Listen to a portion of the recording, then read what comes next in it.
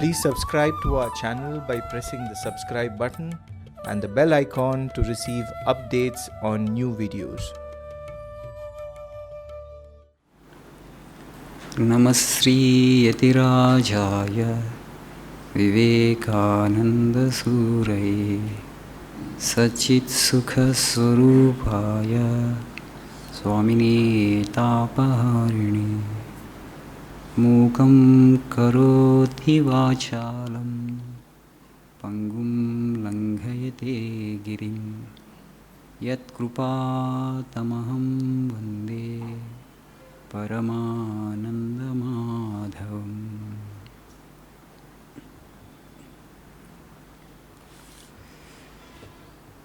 We are in the chapter Freedom, Mukti,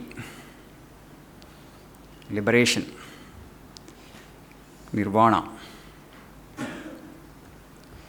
So, how to attain freedom? Through action. That has been the theme. We have been studying this through different chapters of Swami Vivekananda's Karma Yoga. So we have come to the last part of the chapter, Karma Yoga. So freedom actually is the penultimate chapter, 7th chapter. There is one more chapter, the ideal of Karma Yoga. With that, the book will be over. In the last class, we discussed how this idea of duty, it weighs heavily upon us. We are free beings here. We need to work like free beings. The whole universe belongs to God. It is His job and His responsibility to run the show. He has given just a small role, very tiny role. You just see this earth itself. The population is 7.3 billion. Right? So with 730 crore people, the Lord actually is having His play on the stage called this earth. That means a vast stage with so many instruments of play, with so many characters. A small role you and I have got. So don't take everything so seriously. So how to run the universe, whom to put where, that is all His duty, His responsibility. So we are all here because of Lord's will. So whatever that we get in our life, we don't have to worry about it, whether we lose or we gain. As Swami says, don't have your mind set on loss and gain, pain and pleasure. You will become free only when you work for the sake of work, when you consider yourself just a tiny instrument in the hands of the divine. But otherwise, if you set your mind on the final outcome or the result, so you will be affected by both of the things. When you gain what you desire, you will be happy. When you don't get what you desire, you will feel miserable. So you will oscillate between these two like a pendulum all the time. So that's not actually a life of freedom. So work as free beings. You don't have any duty here. Swami is saying, we don't have any duty here. This idea of duty is no good. We can say that we have some responsibility. That idea is also not good, but it's better than duty. The idea of responsibility is okay. God has given me a small responsibility. I'll carry it out. I will do it as best as I can. This is a good idea, okay. But otherwise, if we keep this idea of duty all the time in our mind, the world will weigh heavily upon us. We are free beings here. We must work for the sake of work. Whatever we gain or whatever we lose is of no consequence to us because it is His play after all. So gain, He gains. If He loses, He loses. You and I have nothing to gain, you and I have nothing to lose. We are just here on behalf of the Lord. So this is the right kind of attitude Swamiji is saying. So work like a master, not like a slave. Work with total detachment. Be involved, but don't get entangled. So that's what Swamiji is saying here. The problem with us is we do little and we expect so much from the world. No sooner we do little charity than we expect our names to be blazoned in newspapers. So much desire for name and fame. So this actually is a weakness. And we can't work without expecting anything in return, because everybody does like that. We think it's a norm, that is the only way to work. But that is not the way to work, Swamiji is saying. Though majority work expecting something in return, but that is not the ideal way of doing action. So the ideal way of doing work is not to expect anything in return. Work as free beings, work in freedom, work in love, work for the sake of work. So don't be ever bothered about the success or failure. The idea of happiness without misery is very good for children. Swami is saying the idea of happiness without misery in this world is good for children, but for thinkers, for people who are mature, they know that actually it is contradiction in terms. You cannot have happiness here without misery. And having known this, they give up both. They neither care for happiness, they neither care for they care for misery. They don't care for happiness, they don't care for misery. And then you are free, and you have no fear. If you just analyze our lives, so all the time actually we are not able to perform up to our full ability. That is because the fear of suffering actually holds us back when you are engaged in action. But once you become free from this idea of suffering, okay, then you will be able to turn out maximum work. Maximum efficiency in work comes only when you work in freedom, that most of us we don't understand. And that's why Swamiji is exhorting us, work as free beings, don't work as slaves. And so we have discussed this topic. And now the other topic that we just touched upon, the last class was, the greatest of the men are calm, silent and unknown. Swamiji makes a great statement here. Buddhas and Christs are the second-rate heroes. You have to imagine, you have to understand from what platform Swamiji was speaking when he said Buddhas and Christs are the second-rate heroes. Then who are the first-rate heroes? The greatest men in the world have passed away unknown. Why? How do we know that they are the greatest? The whole universe, you know that it's God's play, everything is God. And work is possible only when there is duality and wherein there is differentiation. Work is possible only when there is duality and when there is differentiation. Now I am giving you a talk here. You are listening to me. That means what? I have to consider myself as more learned than you, right? Then only I will be able to talk and I will be able to say something to you. So that means what? Two are here and you are less learned, you are less informed, I am more informed, I have more knowledge. This is the idea, that's how actual speech happens. But when I see God in you, when I experienced God for myself and I see God in you, can God speak to God? Okay, there is no possibility. When I say that you are just on par with me, there is no way actually action can happen. And they are the first-rate heroes according to Swamiji. They are the pure sattvikas. They are so close and so near to the Lord. So they will not come into the society, into the midst of the people. They have no rajas at all in them. This talking, working, the combative spirit is completely missing in them. They are pure sattvikas. They are so close to the Lord. They see everything as His vibhuti, everything in this universe as His manifestation. There is no place, there is no creature in which they don't see God. So how then God can speak to God? It's not possible. When I see you as God, I experience myself as God and I see you as God. Just 100% God. Then there is no way I can speak to you, then there is no way I can work for you. Now actually I see you as less learned, less informed than myself, and then actually action proceeds. I want to enlighten you. I want to tell you something about spirituality. So Swami is saying actually in the highest realm no work is possible. You are just established in your own true self and you experience the whole universe in you. You don't see any separation. Universe as separate being, a separate entity from you. At such level, no work can happen. So that's why from that platform actually saying Buddhas and Christs are second-rate heroes. In fact, Buddha and Christ also, all these great heroes, they had experienced the highest truth, the absolute, the nirvikalpa samadhi, and then they came down a step. They kept the ego of knowledge and went on working for the mankind. For Buddha's life we study, Buddha wanted to give up his body because there was no need for body at the time, once after attaining nirvana. But gods appeared to him and that said, there are many serious sadhakas who have been sincerely striving for spiritual perfection. They need some guidance. You have become enlightened now. You just be there in the world, and that will be a blessing for them. And those spiritual seekers actually who are very keen to have enlightenment, they need a little guidance. So this body of yours, as it has become perfect now, could be an instrument to guide them. So Buddha actually listened to that. And then he kept his body till 80 years, right? He lived up to a right age of 80 and went on doing his ministry from 39 to 80. I mean, so nearly for 41 years, Buddha went on doing his spiritual ministry, traveling across the length and breadth of that Gangetic plain and trying to motivate people into spiritual sadhana.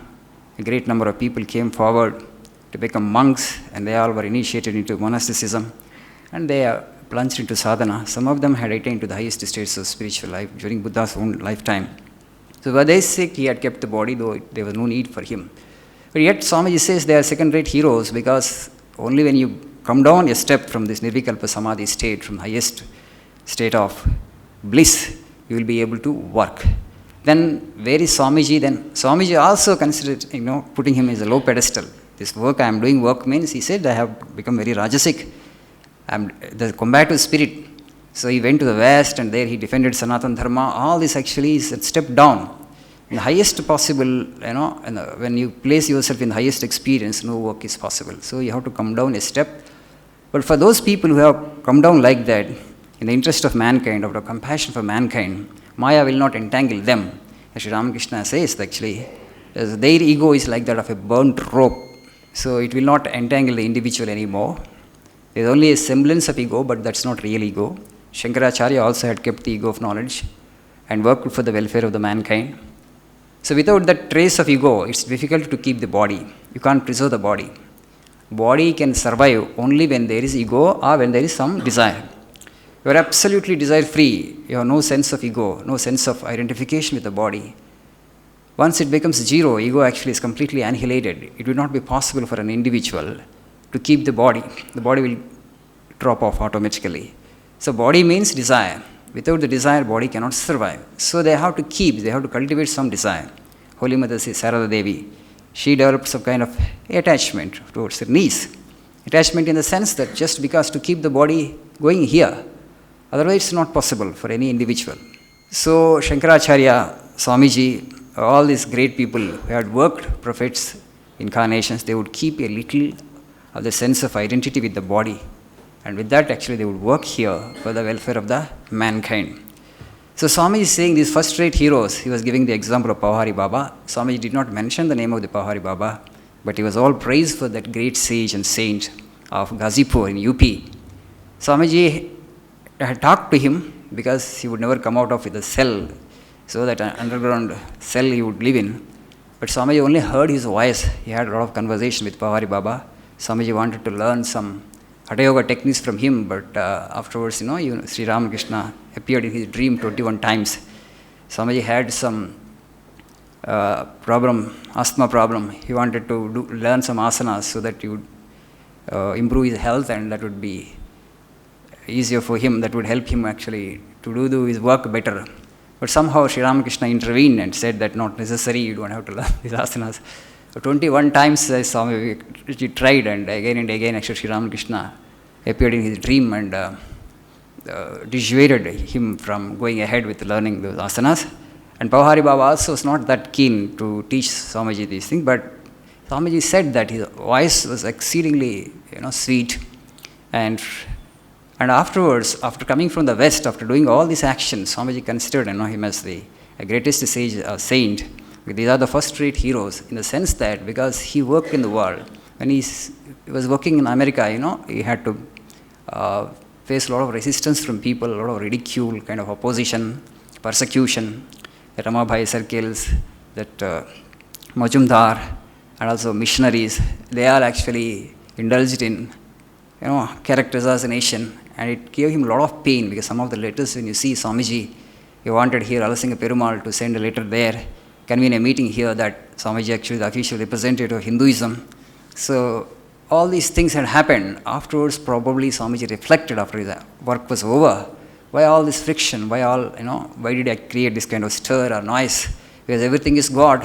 So everybody would realize God in course of time. Okay. who is not God and what is not God and who has to preach whom. So he almost had gone into this Advaita consciousness, and then he said, after the Kshir Bhavani visit, so there actually he went and he saw the temple in ruins.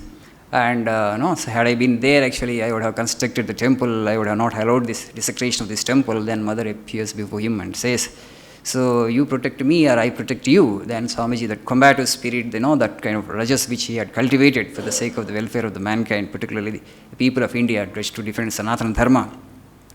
So all that had gone, and then he became again a humble child of the Divine Mother. Thereafter, it's no work, it's all Mother's work, everything is over. And since that experience, actually, Swamiji started withdrawing himself from the action, and he said, whose action? Who has to do?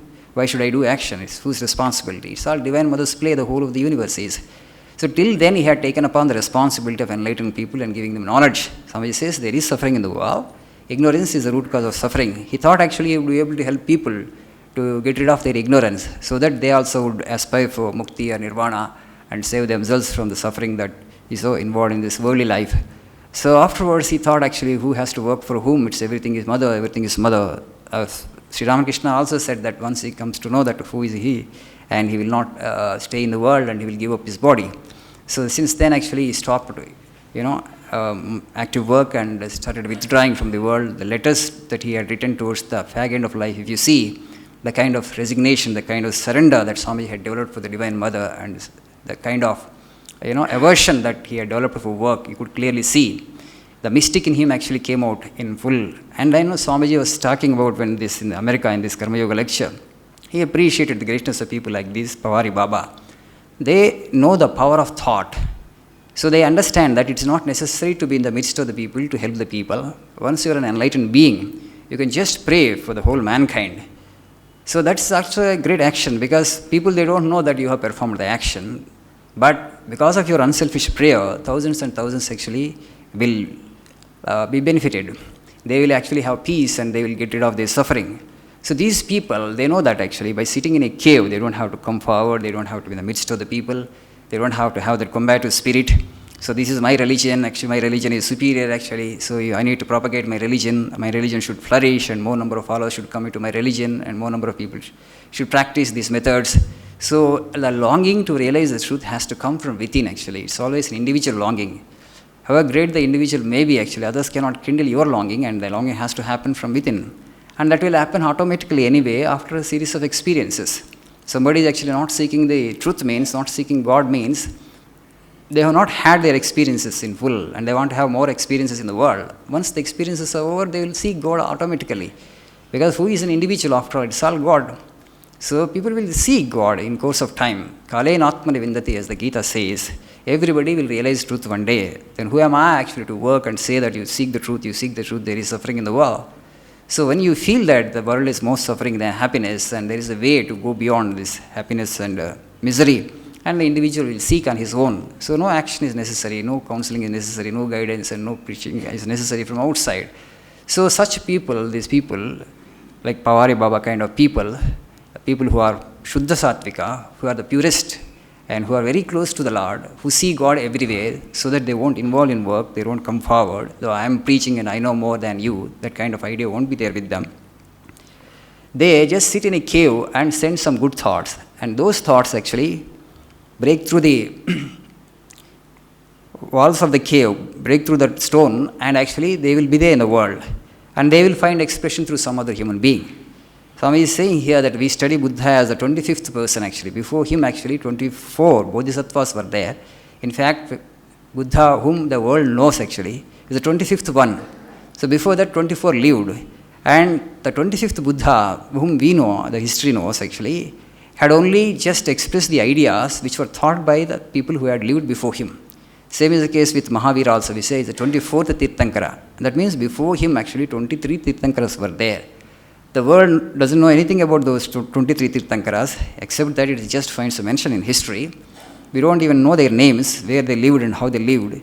So these 23 Tirthankaras did the real sadhana, penance, austerity, and it's their thought actually that found expression through this 24th Tirthankara, whom we call Mahavira. And so thought belongs to them. So according to Swamiji, they are the real heroes. Those 23 who lived before Mahavira are the real heroes. And 24th is the one who is known to the world. So the greatest of the men are calm, silent, and unknown. So for Buddha case also, before him actually there were 24, and Buddha actually, whom we know, the son of Shuddhodana, had only expressed the thoughts of those people who lived before him quietly and silently. The world actually doesn't know anything about them, but they are the real salt of the earth, according to Swamiji. So how do we give actually so much importance to the little work that you do, little petty cares and petty desires, petty longing, that this should happen in my life, that should happen in life, so I want to do this, to that to the world is going wrong, so I need to correct the world. So Swami says, don't have that kind of idea, don't be so egoistic, where you're too small a being. So that providence, that Lord, who has created this world, who has conceived this world, he notes even a sparrow's fall. Okay? God is everywhere there, he is in every atom. He notes even a sparrow's fall. The providence actually is looking after the whole universe. When that is the case, how can you attach so much of importance to your work? You have got just a privilege to help others, to serve others, and just be happy with that, and don't rate your work very high, Swami says. Even if you are not there, millions of people like you, even if you die also, the world will go the way it goes. Even if you die, even if you are not there also, world will not take cognizance of it, world actually will not get affected in the least. So whether we are there, whether we work or we don't work, actually the world will go on the way that it has to go. That is actually the Lord's duty and his responsibility, and it's his job to run the affairs of the world. If you get an opportunity to serve a little of the creation of that Lord, you must deem it as a privilege. The world is only a gymnasium, as elsewhere Swamiji says, that where we come to exercise. It's only for a moral exercise. You exercise only for your benefit, not to benefit others. So helping others is also kind of exercise, that you are doing it for yourself and your benefit. So don't attach too much of importance to the work that you do, even if it is good work, philanthropic work.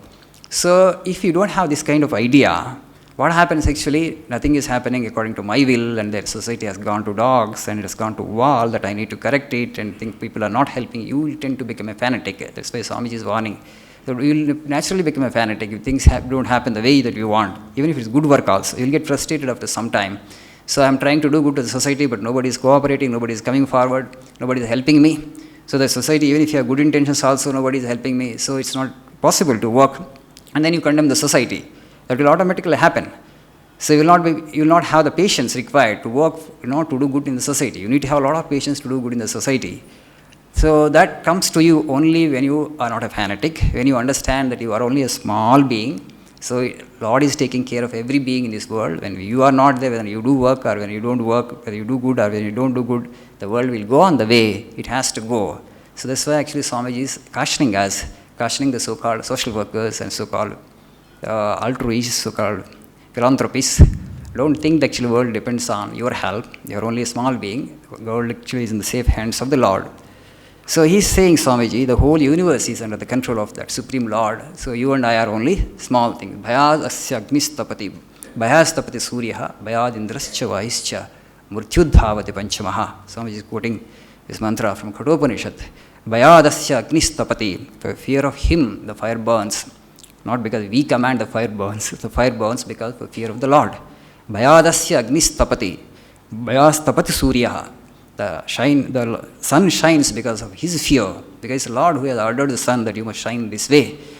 Bhayadasya agnistapati, bhayastapati suryaha, bhayad indrascha vayuscha. The wind blows because of his might, for fear of him. Wind can't say that I won't blow, because wind doesn't have freedom. It has to blow, it has to move, it has to flow, because of fear of the Lord. Vayad indrascha vaischa murtyurdhavati panchamaha. Death actually, death god Yama, he stalks on the earth and takes away the lives of people once their ayurdhaya. The lifespan is over for fear of the Lord. He just commanded by the Lord. He has to do his bidding, the Lord's bidding. So the whole of the universe, all the elements are in his command and his control. The whole universe is happening by his will, and you and I are only small elements in this vast creation. So work without any expectation, work for the sake of work. And when you do the work in this way, you will attain freedom. To attain this kind of freedom is the goal of Karma Yoga. Through karma, through action, attaining the absolute freedom is the goal. So now actually the second-rate heroes, Buddhas and Christs are second-rate heroes. So here Swamiji has mentioned only about Pahari Baba. Do you have any other heroes actually whom we can say that even greater than people like Buddha and Christ? So we have other examples that we call Avadhutas. we have in this culture, we have produced a good number of avadutas also. And Sri Ramakrishna, we know actually when we went to Kashi, he met Trilinga Swami.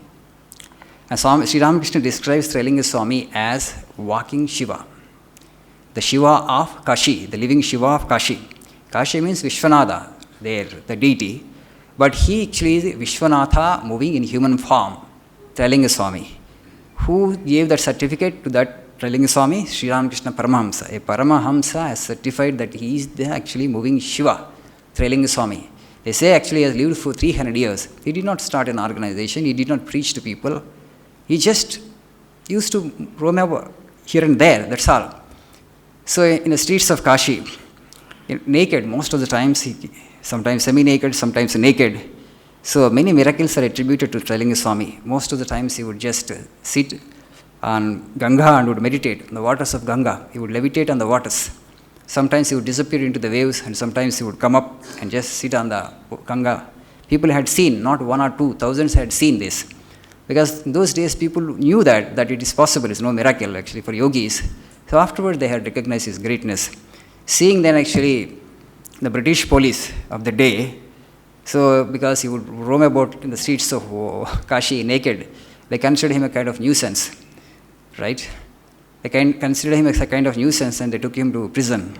And they put him in the cell. So they locked the cell. So the next day they would find him walking on the top of the cell. So again actually they would bring him down and put him in the cell. And next again actually he would go up on the cell and he would walk on the cell. They were surprised. They were scandalized how actually this man actually could come out of the cell. We had locked it ourselves. For yogi actually he has transcended the 5 elements, that the inside, outside. The whole universe is one. Where is inside? What is the outside? But for them it was very difficult. So they twice or thrice they tried to actually put him in a cell and confine him to the prison. But they could not. And afterwards they understood that he was a Mahatma and it's not possible. They had left him. And people actually regarded him as a great sadhu, a great Mahatma. We would not speak normally, we would not talk to anybody. So one day, one skeptic actually wanted to test him. He thought actually he was a fraud, he was a scam. And what he did, this Trilinga Swami would not eat food for days together. Sometimes he would eat, sometimes he would not eat for 15 days, 20 days, because they had transcended body, and so the transcended hunger, transcended thirst also. So considering him as a sham, what he did actually, he gave him a pot full of, he used to take the cupboard milk. So he had given him a pot full of lime water. So Trilinga Swami drank that. And then afterwards, that person who had given him this lime water started writhing with pain. He fell on the ground and started writhing in the pain. And then Trilinga Swami said that, see, the life in you and life in me is the same. Life in me and life in you is the same. And law of karma everybody has to experience. He could digest the lime water because he has become the spirit now. He has transcended the body. Anything they can digest if they want. What is impossible with the spirit? So he had digested the lime water. But that man who had given him the lime water started rolling on the ground, writhing with pain. And then actually, Trilinga Swami spoke. He maintained silence till then. He broke his silence and he talked about law of karma. Karma and how it will bring the effect to that individual. And then again, he used to keep silence. He would sleep on hot sand. It would be impossible for ordinary people just to keep their foot for 1 minute. And such hot sand, he would sleep for hours together. So all these miracles he had shown in the to all the people who are there around. So people understood in those days, actually the 18th century, people knew that actually it would be possible for yogis, and he was a yogi, and they had given, of course, him highest respect, and people would go. Sometimes he would go away because it's all nuisance. They said he had lived for 300 years, and he had wandered all across the length and breadth of the country. He had gone to the Himalayas. Sometimes people saw him riding a tiger also. So for such people, everything is possible. Nothing is impossible. Once you transcend the body, you become the spirit. The whole universe is yours, and you can play with the universe the way you want, the way you like. So that is the possibility every one of us has. But they will not have any desires, because I itself is not there. I don't want to show myself to you because I don't have any such need, because you and I are one and the same. You and I are one and the same. You are also the same jiva with little identification to the body. I am the jiva actually whose identification has gone. So I have become actually the Paramatman. This individual self has become the cosmic self. You have identified yourself with the body and mind, and that's your choice. And once you drop that identification to the body and mind, you also will become the universal consciousness. There is no difference between you and me, absolutely. And for such people, they don't show miracles for the sake of showing. But you and I get if miracles, and we will actually get siddhis, and we want to show it to the rest of the people and prove actually how strong I am, see how spiritual I am, okay, how much of progress I have attained, you see. But such individuals who attain to absolute spiritual consciousness won't have any such desires. And so they would not exhibit miracles, exhibit their siddhis for the sake of exhibition. Sometimes out of compassion for the human beings, they would show some miracles, that's all. But not to gain any kind of popularity, or not to, show to people that actually they have progressed spiritually and they are highly spiritual beings. No such desire would be there. They are absolutely merged in God, and just there is only a semblance of identification with the body. That's not true identification. Once the body is dropped, the soul actually merges into the universal consciousness once forever. And this is the kind of first-rate heroes you can say, like Pauhari Baba. And they would not work, they would not come into the midst of the society. And also Sadashiva Brahmendra Saraswati. Sadashiva Brahmendra Saraswati also. Premonastic name actually is Shiva Ramakrishna. He was born actually in Madurai.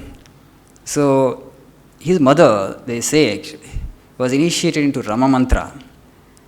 And the person who initiated her into Rama Mantra told her to repeat Rama Mantra lakhs of times before the Sadashiva Brahmendra was born. And so she faithfully repeated, so that actually every cell in her body was tinged with the divine, the spirit. The spirit permeated every cell in her body. And she faithfully did that Ramanama. And then afterwards, this Shiva Ramakrishna, Sadashiva Brahmendra Saraswati actually was born. So he had studied under different gurus. So sometimes traditionally, because in those days they would send him to a scholar, a pandit. The pandit would teach him the Brahma Sutras, Upanishads, all he had studied. He would enter into arguments with people, other scholars. But he was so sharp in intellect that he would defeat the pandits in no time. So one pandit got annoyed and felt offended when he defeated him in a very, when he got defeated by Sadashiva Brahmendra Saraswati. So maybe he saw some kind of arrogance in Sadashiva, because though arrogance is not there with him, but he might have found some kind of arrogance in him. So he went and told his guru, so Paramashivendra Saraswati, that your disciple actually defeats every scholar and he insults other scholars like this. Then his guru, Paramashivendra Saraswati, told him, he called him and said, you are shutting down the mouth of others.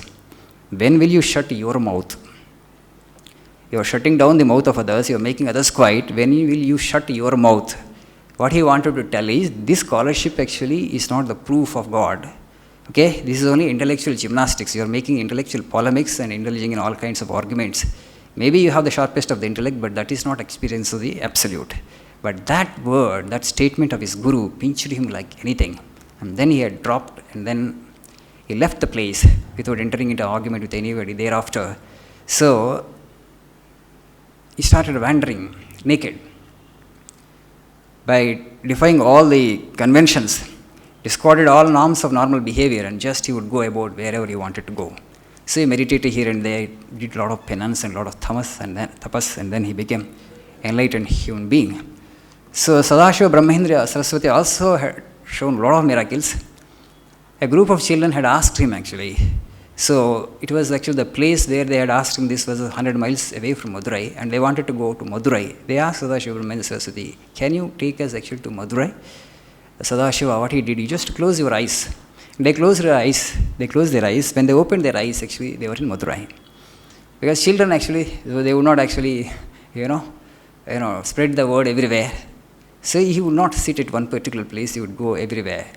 And another time, when a small incident happened, you understand the power of this, we understand this power of avdutas, how strong they will be, how powerful they will be. One day actually he was going, because aimlessly they wander, because the whole universe is there, so they show Bhunatrayam. So when they was going there, he happened to went into the palace of the Nawab, because he was not conscious about the external world. The whole world actually appears like a dream, like a shadow. So he entered into the palace of the Nawab, half naked. Okay, because Avaduta, he was not even conscious of his body. What clothes he had upon his body, he was not conscious of that. So he had just gone into the palace through one door, and he came out of the another door. Nawab got terribly annoyed. Women are there in the harem, and this fellow actually has come into my palace without the permission actually. So he wanted to punish Sadashiva Brahmendra Saraswati. So he asked his guards and just go behind him and chop off his hands. So they ran behind Sadashiva Brahmendra Saraswati and they cut off his hands, and the hands just fell to the ground. But he did not stop even for a while, and just was moving like that. So then the gods came back and reported to him what happened. Then Nawab got surprised. Then he must be a Mahatma. How is possible for a man actually whose hands were cut off actually would not protest and he would just move like that? So taking hold of those severed limbs, he ran behind Sadashiva Brahmendra Saraswati and had given these severed limbs. And Sadashiva actually had taken those limbs and just put it on the shoulder, and then he started walking again as if nothing had happened. No conversation happened between Nawab and Sadashiva Brahmendra Saraswati. No conversation happened. So when the limbs were severed, he was not conscious. He did not mind. He did not protest. When limbs were brought to him, actually, he just put it like this and everything normal body. Okay? He became normal, full of this. The form actually has become normal, and then he started moving forward. And such things, impossible for ordinary people, many such things he had. So he had shown. So once actually he was meditating on the bank of Kaveri. So it was rainy season. A flood came and actually got washed away by the flood. So he appeared somewhere there. So one heap of mud actually came upon him and he was completely buried. And afterwards the people started digging that earth mound. And then actually their shovels touched his body. And then they thought actually the dead body here covered completely with the mud. And then he woke up and started going away. He just got up and started going away. So people were surprised. So the dead body, completely covered with mud. Not even they see here and there, and there is some space for air to enter. So everything that is such things which are impossible for normal beings to even to conceive. Such impossibilities will become possible for these avadutas and these spiritually illumined souls. They are all historical. Trailinga Swami and Sadashiva Brahmendra Saraswati and Akka Mahadevi, like people, they are historically recorded. What kind of life they led, how they led, actually people saw, and those things actually were recorded. But we have in Puranas also, we have examples like Shuka Maharshi. He is also a Avaduta kind of man. When Swamiji was talking about the first-rate heroes, these are the first-rate heroes. Shuka Maharshi was respected by even other sages. They were all Brahmagyanis like Vashishta, Gautama, Vishwamitra. But compared to the spiritual attainment of Shuka Maharshi, their spiritual attainment was not that great. He would not stay at one particular place. If he would stay at one particular place for 15 minutes, that place would become a Tirthasthala. Shuka Maharshi. But he had stayed for 7 days at one particular place on the bank of the Ganges to impart Bhagavata to Parikshit. Shuka Maharshi says that Parinishtitopi Nairgunye Uttama Sloka Leelaya Gruhita Cheta Rajarsheya Akhyanam Adithavan. O king, though I am established in impersonal Brahman, okay, everything is Brahman, so everything is he was experiencing the bliss. Parinishtitopi Nairgunye Uttama Sloka Leelaya Gruhita Cheta Rajarsheya Akhyanam Adithavan. So, but I am still actually, because once you have the body, you have little separation from the Lord. Once you drop the body, your individual soul has completely merged with the universal soul. The drop actually has merged with the ocean, but now the semblance of drop is there. So what is the best way to live? To cultivate love for God and to sing His praises. So, the Shuka says that, Uttama Sloka Leelaya, but I am enamored, I am fascinated by the Leela of the Lord actually, so I want to sing His praises. And so he had started teaching Srimad Bhagavatam to Parikshit.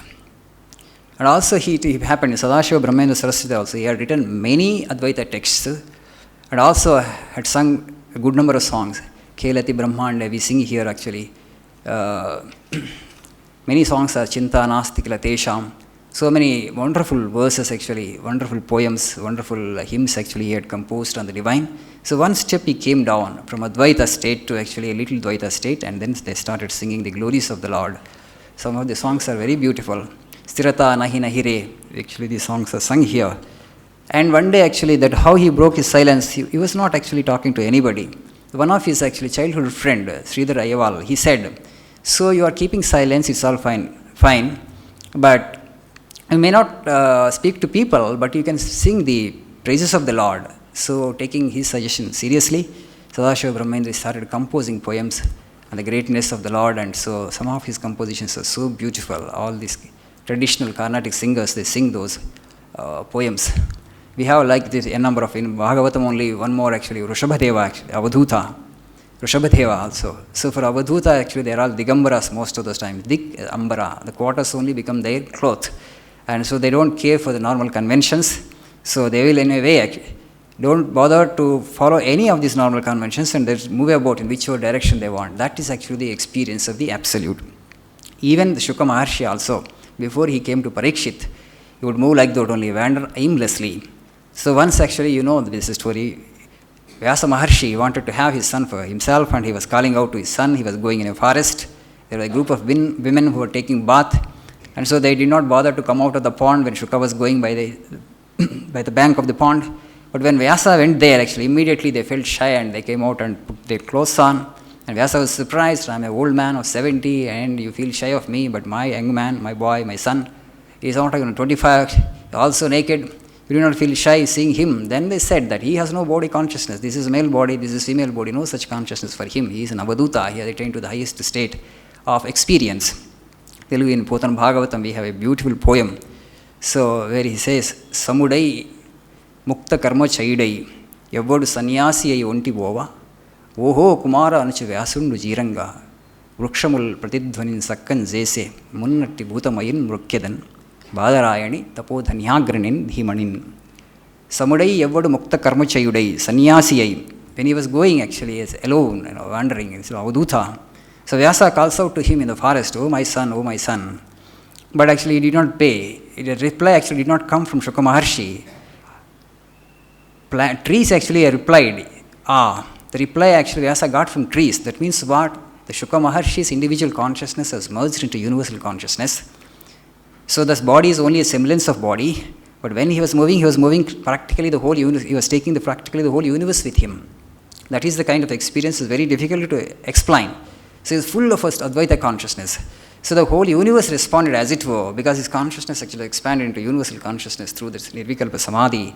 And Vyasa was surprised to hear the trees responding on behalf of his son. He called out to his son, but reply came from his trees. So they are the real, salt of the earth. Like that in the Bhagavata we have the Jadabharata. There was also kind of Avaduta, the Jadabharata. Exceptional human beings they are all. They are the real salt of the earth. The Jadabharata also. We know actually he was a king and then he had given up his kingdom and he had gone to the forest to do penance. And then he happened to develop attachment for a fawn, and then he developed such attachment, then afterwards he had to be reborn as a deer, and afterwards again he was born as a Brahmin, and then he became an Avaduta, divine intoxicated soul. And his people did not understand his greatness, and so they pushed him out of home, and then he was wandering aimlessly here and there. The king of the country, Savira and Sindhu, Rahugana, he was going actually to the ashrama of Kapila. So he was going in a palanquin. So the palanquin bearers actually were looking for another person to join them because they were finding it difficult to hold. And so they were looking here, actually they find Bharata, who was actually in a divine inebriated state. He was not at all conscious of his body. They just dragged him, please come with us, please join us, to please hold the palanquin. But Bharata actually is not conscious of his body, so his steps were not actually normal. He was faltering because he was looking because he might step inadvertently, accidentally on some ants. So he doesn't want to do any kind of violence. So he was moving like this. So the palanquin was staggering here like this. It was singing. Then the king sensed actually something wrong actually. What is this actually? Why this palanquin is singing like this? Then the captain of the palanquin bearers said that, so, O king, actually this person has joined us, but he is not walking properly. He is well built, but everything is normal with him, but I don't know why it is happening. Then king asks him, what are you doing? What do you think? Whom you are carrying? So then Rahugana replies. There is a great conversation between Rahugana and Bharata. Rahugana afterwards understands the greatness of Bharata and comes down to the palanquin and prostrates before him. So the thing is, in India, we don't know how many such people are there now, or how many people were in the past, how many we had produced. And these are the people. Some of these Avadusas we came to know. They, came into Puranas and they entered into history books accidentally. Not that they wanted to, do some work. Accidentally, they happened to do work, and the world could come to know about them. Otherwise, there was no possibility. Even for Jadabharata also, accidentally, these palanquin bearers found him, and then they actually wanted him to carry the palanquin, and then the conversation happened between king and Rahugana and Bharata, and that was recorded, and that came as Bhagavata. That is recorded, that is there, part of the Bhagavata. And they are the real salt of the earth. When Swamiji was talking about the first-rate heroes and the second-rate heroes, These people, they don't have to work, they don't have to the midst of the people, they don't exhibit any combative spirit. But their very presence actually is a blessing. If any civilization, it can produce one such individual in a millennium, okay, that civilization will not perish. And Swamiji also, talks about the glory of Mirabai and Buddha. Of course, there he says that why there is so much of poverty, so much of ignorance in this country, so many people are poor, the cost of producing one Mirabai and one Buddha. A civilization has produced a spiritually exalted soul of that caliber of Buddha and Mirabai. So it would happen only at the expense of so many others, Swamiji says. So the Divine Mother wants to, somehow balance things. She has given here such exalted souls, such exceptional souls to this civilization, to this country, and elsewhere actually she has to keep them low. This is how actually Swamiji is trying to, explain why there is so much of ignorance and so much of poverty here. But we have so much of spiritual wisdom. Poverty means only a physical plane, a material plane. But a spiritual plane, no other race, no other culture in the world has as much spiritual wisdom as we have. By just imbibing this spiritual wisdom, we all can become avadutas, we all can become at least sages and saints. And the highest thing that we can aspire for, every Indian can become a yogi, and that is actually total fulfillment. But today now we ape the West and we ape other countries, and we also want to become materialistic like them. We also want to have more of material prosperity, and we also want to have the pleasures of the world as much as we can. In that way, actually, I feel we have a bit deviated from the ideals that we have cherished for ages, and instead of showing our example to the rest of the world and save them from the fire of misery that's happening because of excessive materialism, we are also going the way of the West and way of the other materialistic races, which Swamiji warned us and cautioned us in his lectures from Colombo to Almoro again and again. Oh, Indian actually, no other race has this kind of fortune, and please don't miss this, please cherish this. God has actually favored you in so many ways, and relish this treasure and give this treasure to the rest of the world and civilize the rest of the world. The whole world will be grateful to you, and they will learn from you. And this wisdom is not a normal thing. You are not poor in that sense, but somehow we have not subscribed to these views of Swamiji. His ideas and his thoughts have not been taught to children and the youth of the country at large, and so this generation misses such precious spiritual wisdom which Swami Vivekananda has given to us. Forget about the wisdom that has come to us from other sages and saints, a galaxy of sages and saints, but we miss it. The books like Yoga Vasishta, books like Upanishads. Yoga Vasishta, what kind of text do you think?